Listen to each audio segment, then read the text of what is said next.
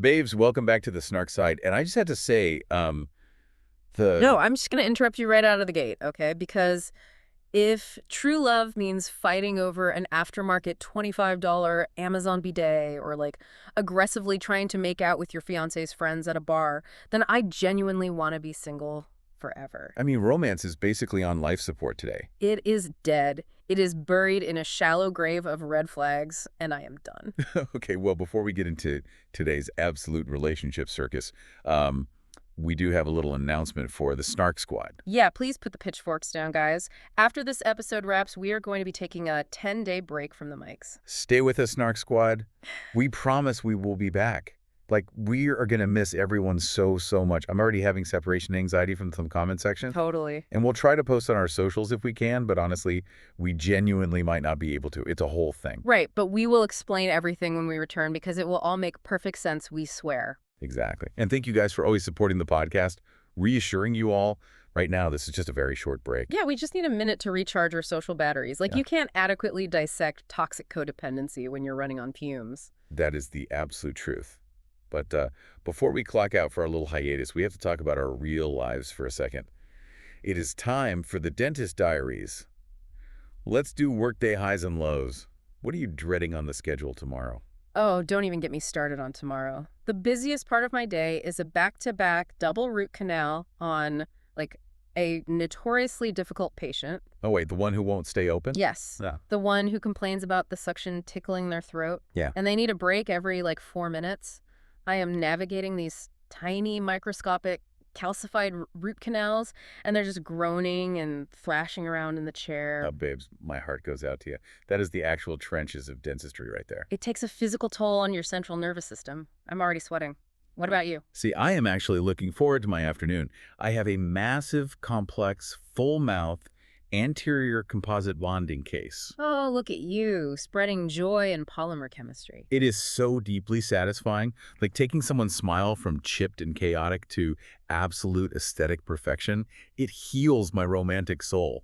You're literally watching their self-esteem rebuild when you hand them the mirror. Well, that's beautiful for you. Meanwhile, I am counting down the seconds until 5 o'clock. To do what? Just crash. The second work is over. I am ripping off my scrubs, throwing them in the hamper like they are literally on fire, and pouring a giant glass of Cabernet. Oh, a glass so large it fundamentally requires 2 hands to hold. Literally 2 hands. The transition from medical professional to couch goblin is a sacred daily ritual. Honestly, same. The moment the scrubs come off, the mask drops. And speaking of the real us, we have to share our weekly weird discoveries with the Snark Squad. Oh, God, yes, we do. The self-awareness was entirely too loud this week. So I have developed this unexpected, full-blown obsession that I think stems from my need for visual perfection. I went down a TikTok rabbit hole at 2 in the morning, and I am now deeply invested in competitive dog grooming. Wait, what? Like poodles? Yes. Yeah. Have you actually looked into the mechanics of this? They use pet-safe dyes and essentially sculpt these standard poodles into walking masterpieces. I am genuinely concerned for you right now. I saw one dyed and sheared to look exactly like a tropical reef with actual clownfish shaved into its fur. I was crying. It was emotional. I actively want to buy a poodle and dye it to look like a Lisa Frankfurter. See, you're finding joy in bizarre canine art forms, and I am finding out that I am deeply unhinged when it comes to spatial control. My friends came over this weekend and pointed out a personality quirk that I didn't even realize I was doing. Oh, I know what this is. Yeah, apparently I aggressively organize my refrigerator by color gradient. It is terrifying. Not by food group, babes. Not by expiration date. By color. Like, my lime LaCroix cans transition perfectly into the green bell peppers, which fade into the salsa verde and then into the yellow mustards. It's psycho behavior, honestly. But the aesthetic is immaculate. They were laughing at me, and I realized it's a coping mechanism. When your day job is completely chaotic, you seek control in the strangest environments. The fridge is my domain of absolute order. Adulthood is basically just one long, exhausting identity crisis. It really is. Like, you randomly discover you're the kind of person who color codes vegetables for serotonin, and I cry over a poodle shaped like a pineapple. We're just faking executive function every single day, but you know where we won't be faking it. Italy. Yes. Babes, our Italy trip is only 3 months away. 3 entire months. Giovanni's going to be so proud of us. I am spiraling over how much our Italian has improved. Yesterday in class, I casually dropped a highly specific phrase. Oh, I saw this happen. I said, Non ho peli sulla lingua. Literally, it means I don't have hair on my tongue, but it's an idiom for being brutally honest. Giovanni just looked at me with this deep, profound respect. It was a magical moment of cultural connection. Oh. I am just expressing pure, unadulterated excitement about actually ordering food in Italian without freezing up. Let me guess. Massive amounts of carbs. A mountain of truffle pasta, bistecca alla fiorentina, and a bottle of Barolo. And I'm going to do it all with a perfect accent and correct verb conjugations. No English allowed. Honestly, if Giovanni sheds a single tear because our pronunciation is finally decent, the mission is officially complete. We can retire our Duolingo owls forever. Seriously. But trying to learn this brings up an intense spiral of jealousy over polyglots. You know those people who just seamlessly switch between 4 or 5 languages? It makes me so mad from a neurological standpoint. Right. We both already speak French and Spanish, and because those are Romance languages, my brain can barely keep up with Italian some days. I try to reach for an Italian word, and my brain hands me a Spanish word dressed in a French accent. It's exhausting. It's language interference. If time wasn't a factor, I think I would learn Arabic next. Or maybe Japanese. The completely different alphabets force your brain to conceptualize the world differently. What about you? I would do Portuguese. It sounds like Spanish, wearing a beautiful, flowy silk dress. But right now, we need to focus strictly on Italian and our physical bodies. Because, babes, we have finally started using the elite gym in our new apartment building. Yes, the Snark Squad knows we recently moved into the exact same building, different apartments, completely codependent bestie behavior, and the gym is honestly elite. It is so luxurious. But my snarky first impression, it is intimidatingly nice. Everyone in there looks like an activewear model prepping for a shoot, and then there's me, sweating profusely, trying to figure out how to turn on the Bluetooth monitor on the treadmill. But you found your safe space. The seated leg press. I can sit down, push heavy things, and silently judge people from a comfortable, supported angle. The lighting makes you look amazing, which is a huge psychological boost. I feel so suddenly intensely motivated. Look, I know Hot Girl Summer 2026 may have slipped completely through our fingers while we were busy eating takeout. Slipped through our fingers. Babes, it packed its bags, called a cab, and sprinted away into the night. True. But Hot Girl Summer 2027 is officially under construction. We are about to become the strongest, healthiest, most completely delusional versions of ourselves. Absolutely unstoppable. Babes. Enough about our own relationship goals and gym journeys. Let's get into these couples because somehow, week after week, they continue making choices we could never. Truly choices that make you question the evolutionary path of humanity. Let's kick things off with Katie and Josh and just the absolute lack of blackout boundaries. Okay, let's unpack this. It is the morning after the massive welcome party, and Katie is profoundly unwell. Violently hungover. Shaking, puffy face. And she admits to getting completely blackout drunk and trying to literally kiss anyone with a pulse at the bar, including Josh's close friend, Mark. Who, by the way, actively had to push her away. Let's just pause and give a quick shout out to Mark, the hero. Honestly, yes, Mark is dodging lips like he's in the Matrix.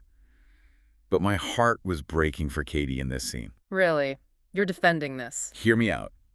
I see genuine sadness and deep unresolved trauma. The physical shaking, the self-sabotage, this is textbook behavior for someone with severe abandonment issues and a substance abuse problem. She's terrified of him leaving, so she blows up the relationship to test if he'll stay. I'm so worried she needs inpatient rehab right now, not a wedding in 90 days. Okay, I hear your romantic, empathetic heart, but I have to push back hard here. Sympathy only goes so far when you are actively trying to cheat on your fiancé in front of his face. I know. But you have to analyze Josh's reaction because he is a total doormat. He gives her a soft scolding. He literally says, I want to see serious thought from you. Serious thought? Like, what does that even mean? Exactly. Any other man would have his bags packed and be in a Delta Comfort Plus seat back to London. By not setting a fame boundary, he is enabling her toxic cycle. That is a really valid point. He's acting as the buffer to her rock bottom. But did you notice her main concern wasn't hurting Josh? Oh, I noticed. She was crying about whether her friends would abandon her. She literally said, will they ever hang out with me again? She is more concerned about her drinking buddies icing her out than the fact that she humiliated the man who moved across the world for her. Which tells you everything about her hierarchy of needs. Addiction and social standing are paramount. Josh is a distant third. Someone on the forums hit the nail on the head. They said, surely Josh could find a chronically congested drunk woman back in the UK without uprooting his life. I screamed. It's so accurate. The ROI for Josh is deep in the negatives. He could have found a messy pub girl in London and saved the visa fees. It's a tragedy. But if Katie represents zero boundaries, let's pivot to someone who has way too many boundaries and rules. Marissa and Edward. Oh my gosh. The white refrigerator. The emasculation. Babes, this was a tough watch. This was psychological warfare. So they're doing the long drive from Pennsylvania to her apartment in New York City. And the entire drive, she is just relentlessly dragging him. She complains the whole time, says New Jersey smells like farts. And she starts quizzing him on the New York skyline like he's a toddler in a spelling bee. Can you point to the Chrysler Building? Do you remember what I taught you? It was so condescending. And then we have to talk about the apartment reveal. Because Marissa acts like this elite boss and CEO, right? She talks down to everyone. Like she's Miranda Priestley. Yes. And then we see her tiny NYC apartment, and it has a cheap, standard, landlord special white refrigerator. The fan backlash has been the funniest thing on the internet. You cannot act like an upper-crust Manhattan elitist while chilling your LaCroix in a plastic Frigidaire from 2004. The cognitive dissonance is staggering, and this perfectly mirrors how she treats Edward. Which brings us to the fence incident. Oh, where he tried to fix her fence with random interior house molding. Yes. Edward, trying to be a good partner and show initiative, fixes the broken wooden fence. And he was beaming. He was so proud. Which is hilarious from a construction standpoint because molding isn't weatherproof, but he was trying. But she completely dragged him. She didn't say, thank you for trying. She immediately panics and says, what will the neighbors think? Because she is pathologically obsessed with external appearances. She demands that he step up and be a man, but she actively emasculates him at every single turn. And when they were having drinks on the rooftop in NYC, he tried to assert himself. He poured his heart out, said he wants to take control. And she looked him dead in the eye and said, when you say that, I cringe. She literally told him she cringes when he tries to be a man. That is textbook emotional abuse. It's the double standard of the century. You cannot demand a traditional provider and then treat him like a disobedient golden retriever. But babes, the rumor mill has been working overtime. Oh, spill the tea. There is a massive rumor going around the forums that Marissa actually got fired from her job at Kleinfeld's. Wait, really? The bridal shop? Yes. The rumor is that she got fired for showing inappropriate videos of Edward to her staff on the sales floor. No way. The hypocrisy is staggering. She's getting professionally terminated for crossing boundaries, but she screams at him over wood molding, embarrassing her in front of the neighbors. Exactly. Her rules only apply to him. But at the end of the episode, Edward gets the last laugh. They have their toxic fight, then brag about having the sexo de reconciliation. And after that, he is absolutely thrilled to be dropped off to walk around NYC by himself. He practically skipped down the sidewalk away from her. He genuinely did. I think he's just biding his time until he has the legal footing to escape. But speaking of men dependent on American partners for survival, let's talk about Mallory and Rasset, the $25 bidet and the tent family. This is a masterclass in financial manipulation, so let's lay out the core information. Mallory survived a horrific head-on car accident a year ago. She literally lost 3 feet of her intestines. It's a medical miracle she's alive. Right, and she got a financial settlement, which she smartly put into a brokerage account. Very responsible. Protect the bag, protect your future. Meanwhile, Rasset is demanding an $800 luxury bidet because his cleanliness is suffering. So Mallory goes on Amazon and buys a $25 attachment. And it worked perfectly. The bidet saga is over. Oh. But the unmitigated audacity of Rasset to demand an $800 toilet seat when he brings $0 to the household is wild. But then we had the pork incident. Oh my God, I laughed so hard. She asks him to hand her her sandwich while she's driving, and he takes a huge bite out of it, not realizing it's a bacon sandwich. And as a traditional Muslim guy, I was bracing for an absolute meltdown. But he took it surprisingly well. He just looked mortified and played it off. I thought, okay, maybe there is hope. But then the financial red flags blot out the sun. Seriously, Rasset spends his days playing Jesus the Carpenter in a makeshift shed in the backyard. Mallory is working 2 grueling jobs, and he demands she send $150 a month to his family in Turkey. Who are living in a tent after a massive earthquake. Which is heartbreaking. As a human being, you feel for them. But he doesn't ask nicely. He demands it as an entitlement. And worse, He tells her to dip into her trauma settlement money to pay for it. He literally says, we need the money now, not after 15 years. That is not your money, sir. That is her I lost 3 feet of intestines money. You do not get to fund your family's recovery with her physical trauma. He is a gold digger. So Mallory finally drops the prenup bomb to protect her house and accident money.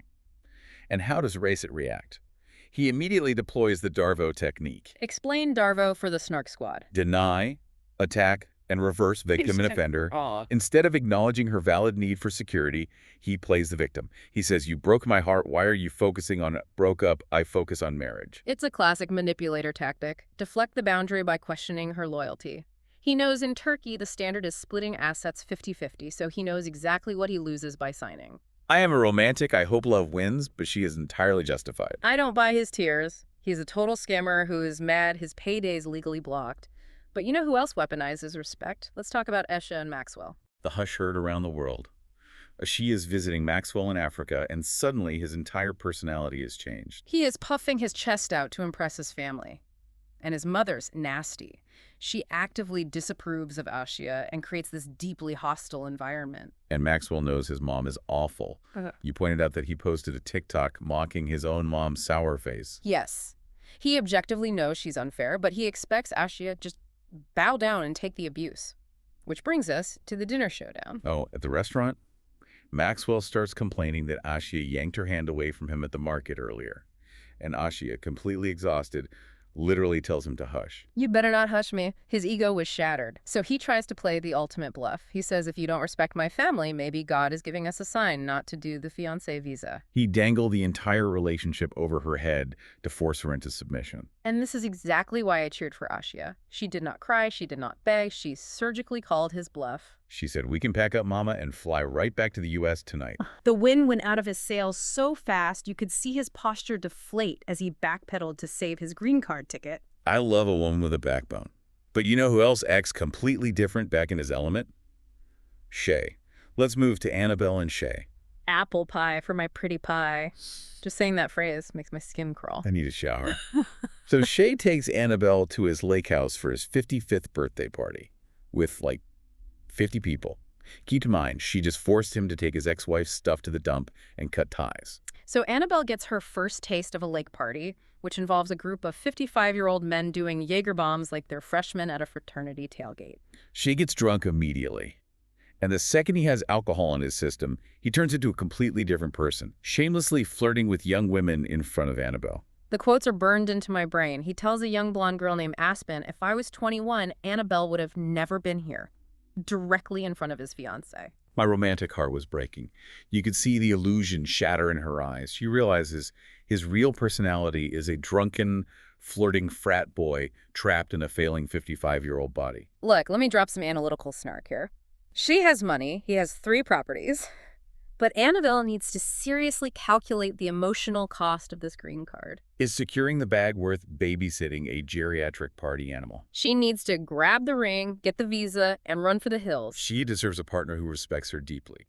Which brings us to our final couple, Paula and Thomas, the one-man child. They are visiting his dad's farm in North Carolina, and the stepmom absolutely hates Paula because Paula bonded with the bio mom previously. The immaturity is staggering, but honestly, it matches Thomas perfectly because Thomas is, at his core, insufferable. He really is. Paula tries to calmly explain her feelings using perfect I statements. She's practically doing couples therapy in the guest bedroom. And Thomas responds with the exact vocal inflection of a whiny teenager being asked to take out the trash. He literally groans at her. He regressively acts like a 15-year-old boy. But the worst part is the toilet trauma. Oh my gosh, yes. He makes Paula feel bad for using the toilet, telling her she has to clean the sewer tank at the end of the week. Who says that to their partner who is a guest? Just clean the tank for your girlfriend. He weaponizes the environment to make her feel like a burden. It's awful. She's a glamorous city girl from Sao Paulo, totally out of her element, and her fiancé is whining about sewer tanks. He drains all of her energy. Which brings us perfectly to our segments. Snark Squad, it is time for the red flag roundup. Okay, we're going to rank the 3 biggest red flags from the episode and debate which one is the most concerning for a long-term marriage. Nominee 1, Katie making out with everyone at the bar. Nominee 2, Racet demanding Mallory's accident money for a bidet in his family. Nominee 3, Marissa speaking to Edward like a disobedient golden retriever. I am going to passionately argue for Katie. Her behavior is rooted in deep, uncontrollable psychological issues. She literally loses control of her physical body. You cannot build a foundation of trust when your partner might black out and kiss the groomsmen at your wedding. Okay, I hear you. The addiction model is a huge destabilizer. But I am leaning toward Marissa's toxic control as the absolute worst. Really? Worse than kissing someone else? Yes, and I have the data to back it up. Katie's issue can theoretically be treated with rehab and therapy. Marissa's issue is a fundamental personality flaw. According to Dr. John Gottman's research, contempt is the #1 predictor of divorce. Wow, contempt. Yes, you cannot survive a marriage where one person fundamentally views the other as beneath them. It will systematically destroy Edward's soul.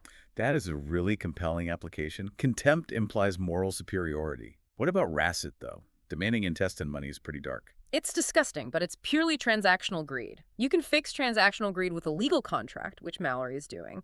You can't put a prenup on Marissa's condescension. You know what? You've convinced me. The contempt is the ultimate relationship killer. Let's move to our next segment. Would this last?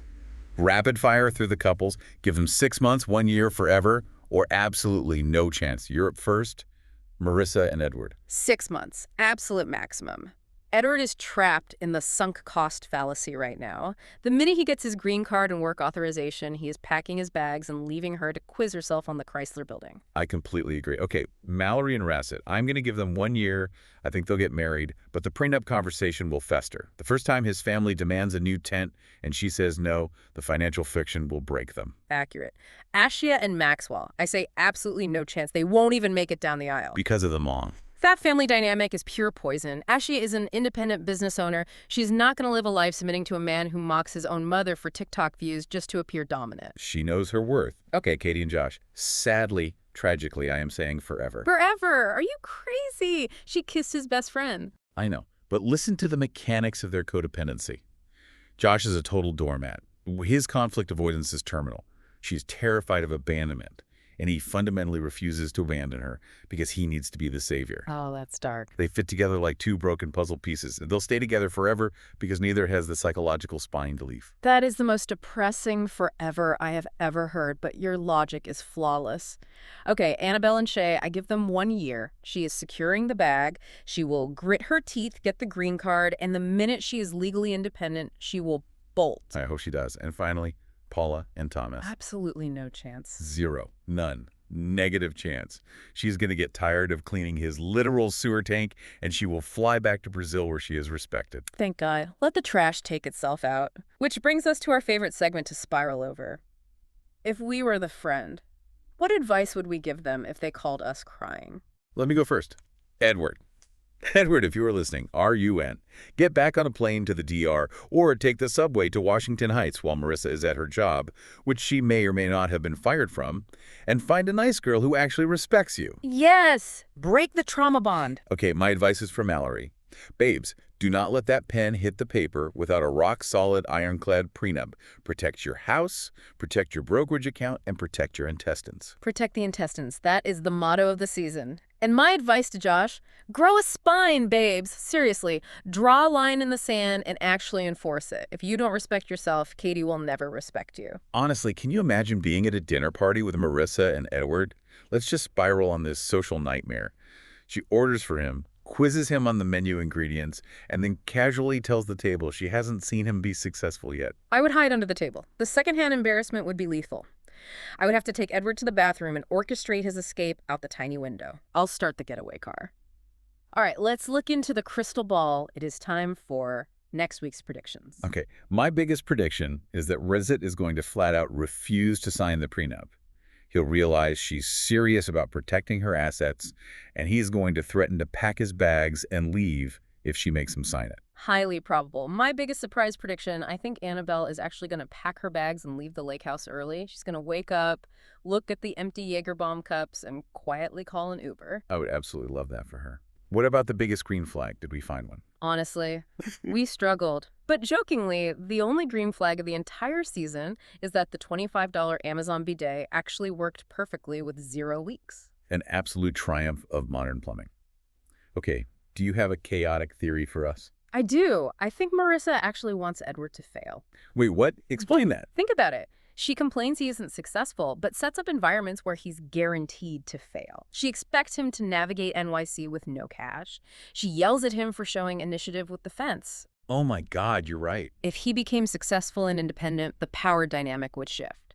She is manufacturing his incompetence so she can keep him trapped in that white refrigerator apartment as a permanent house husband and trophy. She needs him broken so she can be the savior. Babes, my mind is completely blown. She is cultivating learned helplessness. The psychology is so dark. It's dark, but it's the snark side. We look at the rot underneath the floorboards. Well, my brain is officially spinning from all this toxic relationship energy. And sadly, that means we have reached the end of the episode. Yes. Just a quick reminder to the Snark Squad, we are taking a little 10-day break to reset our nervous systems. We are going to miss you all so much, but we need to go drink some wine, fix some complex dental roots, and study our Italian vocabulary so we don't embarrass Giovanni. But sincerely, thank you. Thank you for always showing up, laughing with us over competitive dog grooming, and making this community so incredibly special. Reading your comments gives us life. We promise we'll be back soon, refreshed, and with incredible news stories. But before we go, we have a question for you guys. Out of all the reality TV couples from tonight, who do you think is the absolute most doomed? Hit us up in the comments, and we will read every single one. Thank you, everyone, for listening. Please remember to subscribe, leave a 5-star review, and share the podcast with another messy babe in your life. Because if we have to watch someone get emotionally destroyed over house molding, we shouldn't have to do it alone. Here is a final thought. We sit here and judge these reality stars, but sociological studies suggest we consume this media because it holds a mirror up to our own toxic traits. Ask yourself, what red flags are you ignoring in your own house? Think about it. Oh my God, this self-reflection. Stay curious, babe. Stay chaotic. And we'll see you on the snark side.